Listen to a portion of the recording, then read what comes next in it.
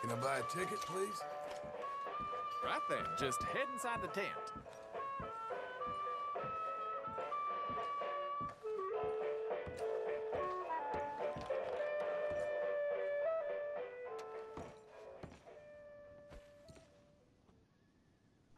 Welcome, one and all. I'm going to take you on a journey around the world to parts unseen by most men. Why, I have traversed the great lands and oceans of the globe and bring you sights and scenes from places far away. Yes, a great deal of the world is populated by unwashed savages that don't have the decency to cover their reproductive organs. First, to jolly old England. You may wonder why, when you meet a British person, they have tiny red eyes, big ears, and long noses. We can now reveal the truth. Since the opening of the Underground Railroad system 30 years ago, the entire of London has moved beneath the earth.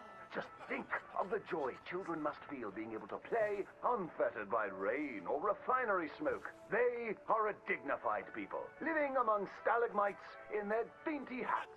And they have an underground king who worships an underground garden gnome. Have any of you been to New York City?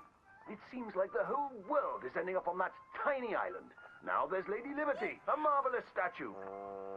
To welcome all the Irish people moving to our great country after all those potato problems. They are welcomed by tourists who toss potatoes out of the head of that lady.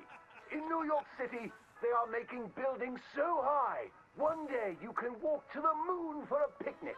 Wouldn't that be grand? It's true. Now, we spoke of that unwashed statue. It was a gift from France. How do you think France paid for such a gift? Wanton prostitution? Selling of wine and horse meat? No, sir. I'm here to tell you that underneath the streets of Paris, they have discovered black gold. That's right. And a few years ago, Gustave Eiffel of the Eiffel Oil Company built the tallest oil derrick in the world. Yes, all around Paris, you will find that thick business. It ignites like brandy, which is why so many French aristocrats drink it as an aperitif to aid digestion. The women of France are dainty and fair of skin, partially because they use that crude oil to bathe in, anointing and greasing their bodies, often before committing sinful pleasures of the flesh. Places that don't change their ways are falling behind. Visit the streets of Italy, and there is literally nobody left. The churches are empty. There's nobody drinking tiny coffees and slurping spaghetti in the streets. The Italians have never been known for good architecture, and their crooked buildings are falling over. Where have all the hairy women and men gone? Where are them Italians? It is one of the world's great mysteries. You may have heard talk of a horseless carriage being invented, powered by whale oil, vapors, or demons. Yep. Ironically, that is a myth. What is more exciting, the Germans have developed a mechanized horse that never needs to eat or sleep. It is a marvel of invention and is intended to facilitate the German army when it invades France or Russia in their campaign to spread the gastronomical wonders of low-quality beer, sausages, and sauerkraut. They love cabbage.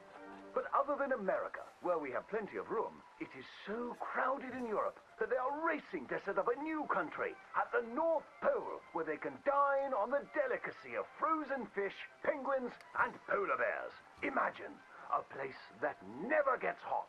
You don't sweat while toiling in the field, and ice is much cheaper there. I predict that someday people of all nations will join hands at the North Pole, wearing furs and eating fish. My next adventure will be to visit Egypt, where I hear they live in giant triangles and talk in a Chinese-like language of birds and eyes and squiggly lines. And they worship cats, which is a bit worrisome and unsavory. Thank you, ladies and gentlemen, for joining me on these fantastic journeys.